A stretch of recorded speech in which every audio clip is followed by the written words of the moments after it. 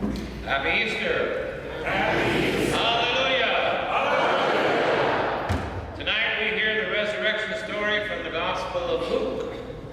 Each of our four Gospels gives us a slightly different perspective of the Easter event. So let's take a look at St. Luke's perspective. The women go to the tomb early Sunday morning. They find it open and empty. Two men in dazzling garments appear to them. Who are these guys? Deacon Billy and Deacon Dan, you both stand up. Behold, two men in dazzling garments.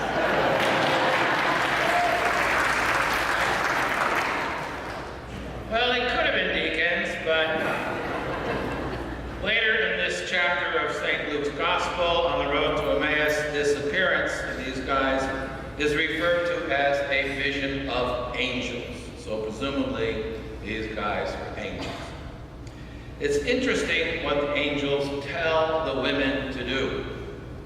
They tell the women, remember what he said to you while he was still in Galilee, that the Son of Man must be handed over to sinners and be crucified and rise on the third day. And they remembered his words. Remember. That is not addressed only to those women so long ago. This is also addressed to us, to you and to me. That is what we have gathered here tonight to do, to remember.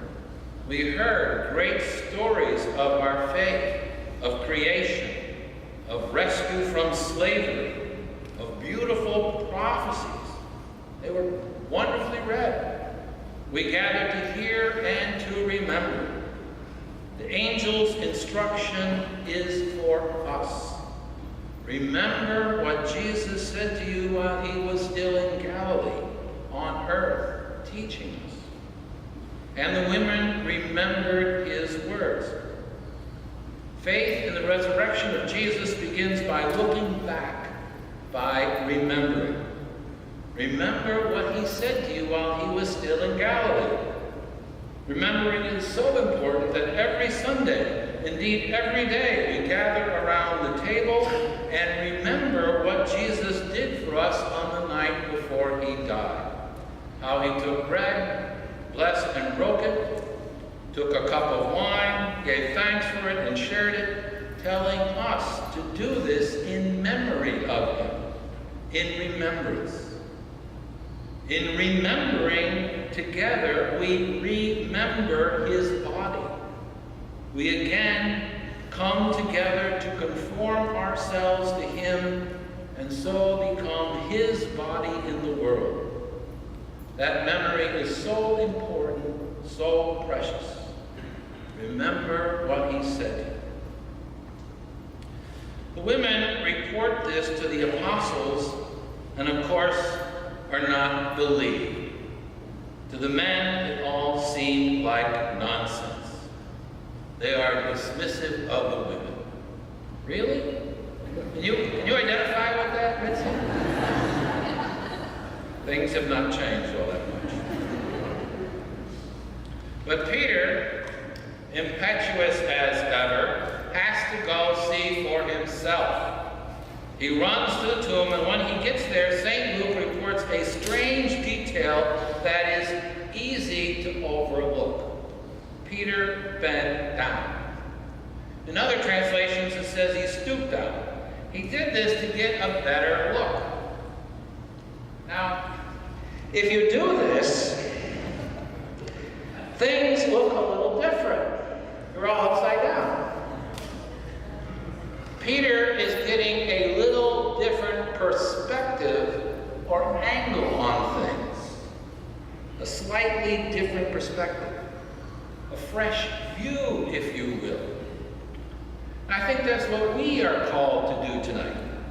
To bend down, to stoop down, to take a fresh look from a different perspective.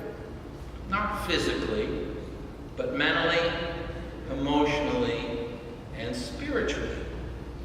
We are all called to bend down, to stoop down.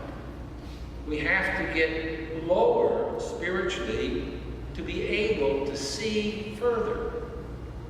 By remembering his words and letting ourselves get off our high and mighty stance of self-sufficiency and our I'm okay attitude, but instead stoop down, bend down, we can be open to a fresh insight, a new perspective.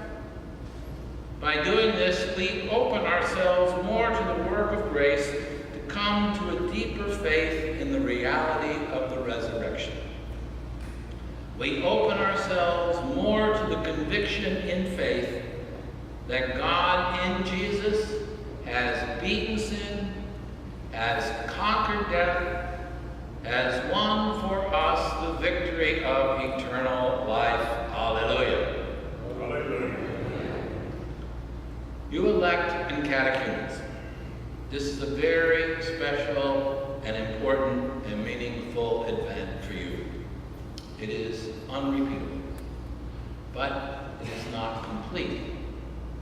Every year, every week, every day, and sometimes every hour, you need to do what this gospel instructs all of us to do.